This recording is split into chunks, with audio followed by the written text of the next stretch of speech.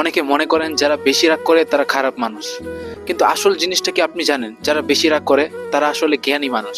চলুন 4টি পয়েন্টে দেখি তারা আসলে কেমন মানুষ। নাম্বার 1, যারা বেশি রাগ করে তারা যাদের ভালোবাসে তাদের খুব যত্ন করে, তাদেরকে খুব সামনে রাখে।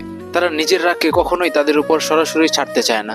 যেই মানুষটাকে তারা ভালোবাসে সেই মানুষটার প্রতি তারা খুব সতর্ক। নাম্বার 2, এমন মানুষরা অন্তরের দিক থেকে খুব নরম। তারা বাহিরে যতটা না রাগ দেখায়, ভেতরে ঠিক ততটাই নরম।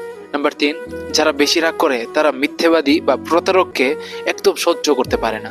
সত্য ও সততার প্রতি তাদের বিশ্বাস অটুট, মিথ্যার কাছে তাদের কোনো ধৈর্য নেই। নাম্বার 4, সবচেয়ে গুরুত্বপূর্ণ, এমন মানুষেরা দীর্ঘ সময় রাগ করে থাকবে না আপনার সাথে।